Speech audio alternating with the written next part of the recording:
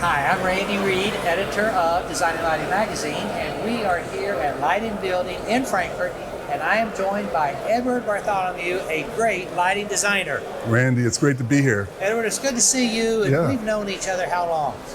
Wow. Well, we really got to know each other during 2020. So, yeah. We got to know each other well then. Right. Because I hosted a panel discussion. That's right. Participated. That's right. We knew each other from street and area. Way back. Many years ago, yeah. Thank you for joining me. Sure. And tell our audience a little bit about Light Justice. Sure. So I'm one of the co-curators of Light Justice, myself, Mark Leffler, Leah Osborne, and Richard Mathema.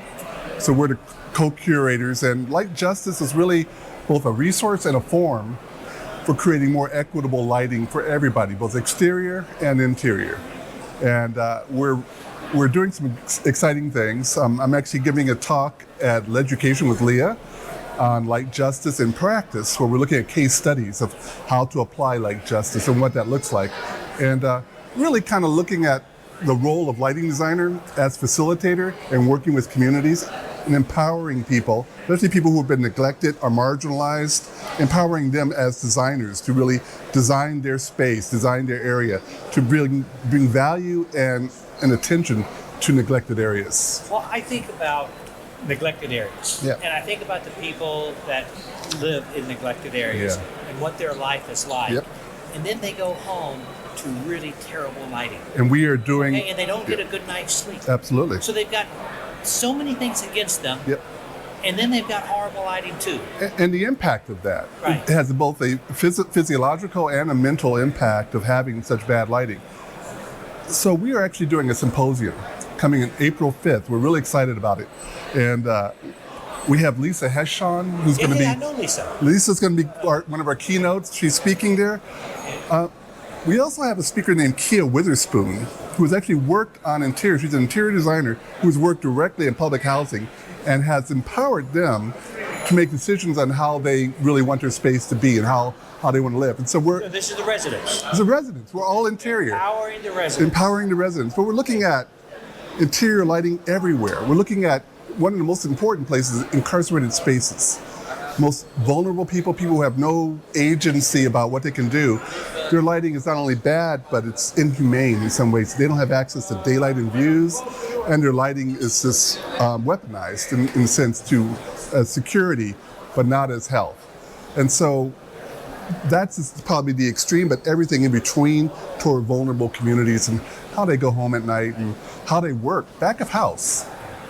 Well, we ignore back of house all the time, you know? I remember when Mariana Figuera and Mark Ray left the Lighting Research Center and went to Mount Sinai. And they were excited because most of their studies and people they had worked with had been in upstate New York, a predominantly white area. Now they're in Manhattan, okay? And now they're able to work with a lot of minorities and do different things and get different results. Right. So they were excited about that, and I was excited to hear that. Tell our audience a little bit about BUILD. So BUILD is a organization called Blacks United in Lighting and Design. And it's an affinity group of Black lighting professionals from the whole range, from manufacturing. Not just designers. Not just designers. It's designers, a lot of manufacturers actually.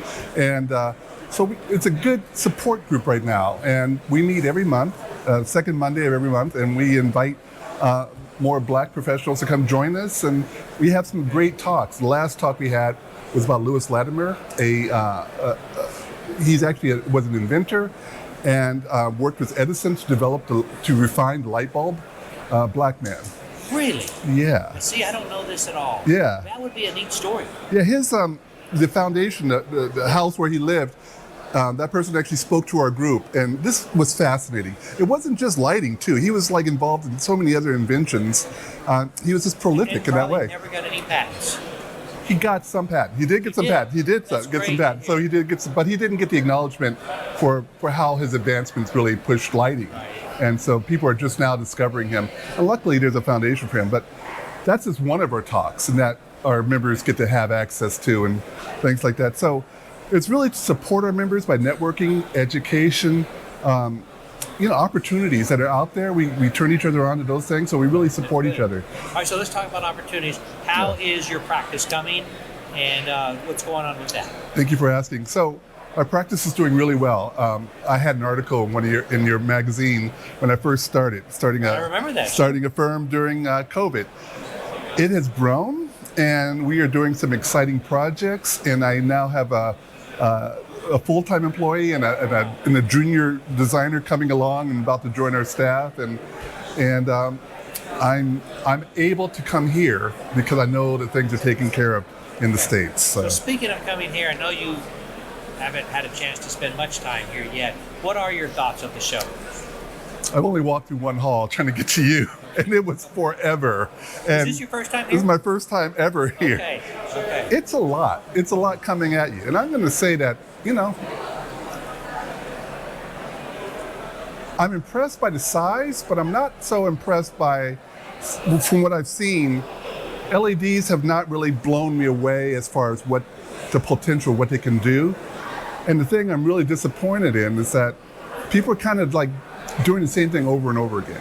They're looking for different form factors. They're trying glass. They're trying all these different things, but they're not addressing some of the issues regarding sustainability, circular economy, things that we really are dealing with. And there was an article, I think, in LDNA that really talked about end of life.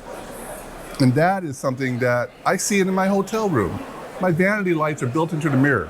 They're dimmer than hell. They're useless. What am I going to do? Replace the whole mirror for that? So I think as an industry, this is great. And I look forward to seeing more innovative technology. Well, I want to tell you, I have spent a lot of time walking during construction. Great. And then most mornings, and I have seen a lot of sustainable products. Good. And I've talked to several product managers, and almost every booth that I go by, they have at least one or two sustainable products, and we're seeing some sustainable booths. That's great. Well. That's great. So I do think, trade show industry is horrible for sustainability. Sure, it really sure, is. yeah. But we see people that are using carpet. They're reusing their carpet. They're reusing their furniture. It's the most sustainable show that I've ever seen. Wow. And you've gone every time for every light build? Since 2006, wow. I believe, was the first lighted building.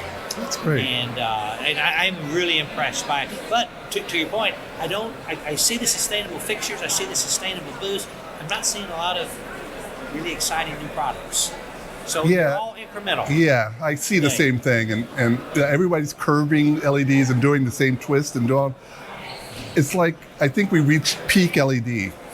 Well, we reached peak efficiency. Peak efficiency, clearly, but also I think I'm not seeing a lot of new ideas with it. I'm seeing kind of iterations of what we've done before, but now with LEDs, that type of thing. All right. Tell me your thoughts on Lightfair being sold to the owners of this show. I think that's really good. I think the new 800-pound gorilla is education, and I think Lightfair has to really produce a product that's going to be of equal value to the industry as education is becoming.